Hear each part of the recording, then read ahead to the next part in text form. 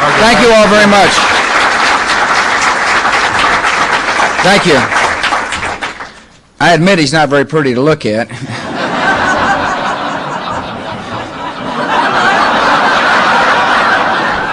I thought better of it. But he's doing a heck of a job. I'm so proud of my friend.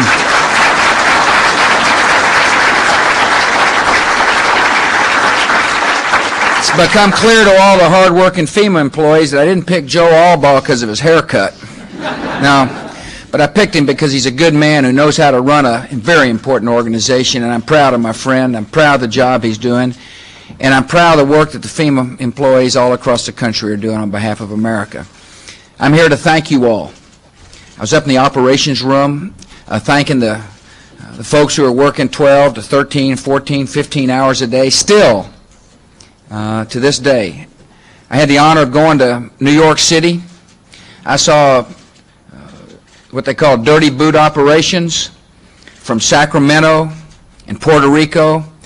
All FEMA employees, all people who love their fellow Americans, all who want to join in to say loud and clear to the evildoers, your actions won't stand in America.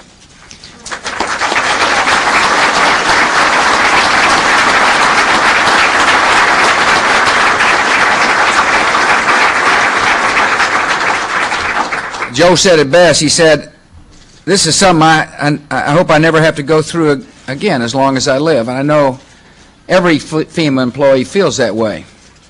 After all, yours was an organization that was used to dealing with generally acts of nature, hurricanes or tornadoes or fires or floods. And then all of a sudden, some evil people came and they declared war on America. And your agency and the good working people, true Americans, had to rise to the occasion. And rise you did. And for that, the people of New York and Connecticut and New Jersey and Pennsylvania and every other state in the Union are proud of the job you're doing. So on behalf of the American people, I say thanks from the bottom of our hearts for the FEMA employees. I also want to talk about the battle we face, the campaign to protect freedom, the willingness of the American people to not only repair the damage done, but the willingness of our nation to stand united, to say loud and clear that freedom will stand, that you can tear down our buildings, but you can't tear down our spirit, that we're strong and united in the cause of freedom, not only here in America, but all around the world. This will be a different kind of campaign than Americans are used to. It's a campaign that must be fought on many fronts. And I'm proud to report that we're making progress on many fronts. Not only have the FEMA employees showed the world what it's like to stand up and help a neighbor in need, we're also beginning to make progress on the financial front. As you may remember, I made it clear that part of winning the war against terror would be to cut off these evil people's money, would be to trace their assets and freeze them, cut off their cash flows, hold people accountable who fund them, who allow the funds to go through their institutions, and not only do that at home, but to convince others around the world to join us in doing so. Thus far, we've frozen $6 million in bank accounts linked to terrorist activity. We've frozen 30 al-Qaeda accounts in the United States and 20 overseas, and we're just beginning. We also, on the military front, we're making progress. We've deployed 29,000 military personnel in 2 carrier battle groups, as well as an amphibious ready group and several hundred military aircraft. We've called about 17,000 members of the reserve to active duty, as well as several thousand National Guard operating under state authority.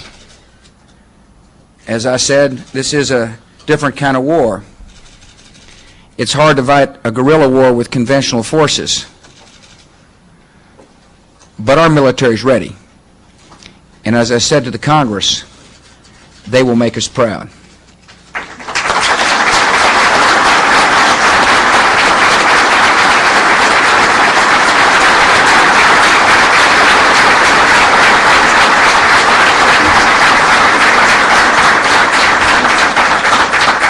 In this new kind of war,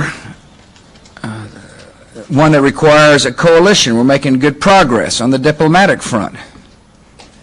At our request, the United Nations unanimously enacted a binding resolution requiring all its members to deny financing, support, or safe harbor to terrorists.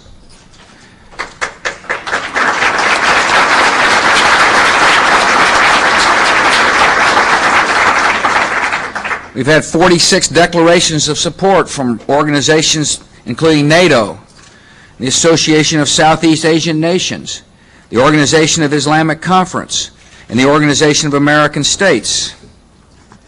You see, the evildoers like to hit and then they try to hide. And slowly but surely, we're to make sure they have no place to hide. Slowly but surely, we're going to move them out of their holes and what they think is safe havens and get them on the move. We're a patient nation. We're a nation who's got a long-term view, a nation that's come to realize that in order to make freedom prevail, the evildoers will be forced to run and will eventually be brought to justice. Now, along those lines, we're taking any threat seriously here at home. The FBI has conducted hundreds of interviews and searches, issued hundreds of subpoenas, and arrested or detained more than 400 people as it investigates the attacks. About 150 terrorists and their supporters as well have been arrested or detained in 25 different countries. In my speech to the Congress, I said sometimes the American people aren't going to see exactly what's taking place on their TV screens. But slowly but surely the results are coming in. You see, we've said to people around the world, this could have happened to you. This could have easily have taken place on your soil. So you need to take threats seriously as well. We're beginning to share intelligence amongst our nations. We're finding out members of the Al-Qaeda organization, who they are, where they think they can hide. And we're slowly but surely bringing them to justice. We're slowly but surely calling their hand and reining them in. We've just begun. There's 150 detained and more to come. And along these lines, this weekend, through the collaborative efforts of intelligence and law enforcement, we've arrested a known terrorist who was responsible for the deaths of 2 U.S. citizens during a hijacking in 1986. This terrorist by the name of Zaid Hassan Safarini. He's not affiliated with Al-Qaeda, yet he's an example of the wider war on terrorism and what we intend to do. Here's a man who killed 2 of our own citizens. And when he hijacked a plane in Pakistan. By the way, obviously, there was only 2 Americans. That's 2 too many, but there was a lot of people from other countries as well involved. And he was convicted and sentenced to death, yet he only served 14 years. Well, we arrested him. We got him. We brought him into Alaska. And today, the United States of America will charge him with murder.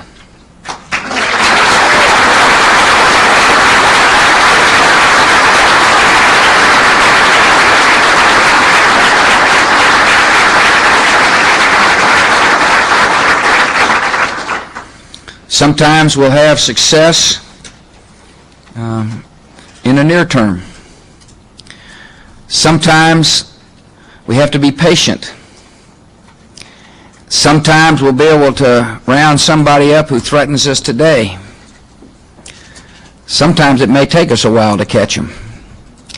But the lesson of this case, in every case, is that this mighty nation won't rest until we protect ourselves, our citizens, and freedom-loving people around the world. The evildoers struck, and when they did, they aroused a mighty land, a land of compassionate people, a land who wants to help a neighbor in need, but a land who stands solidly on principles, the principles of freedom, freedom to worship, freedom to govern, freedom to speak, freedom to assemble. We've sent a loud message to the world. We will not be cowed by a few.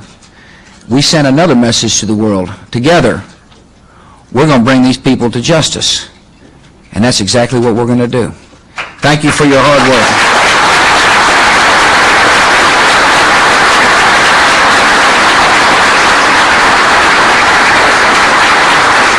I want to thank you all so very much for your hard work and for your love for America. May God bless you all. May God continue to bless America. Thank you very much.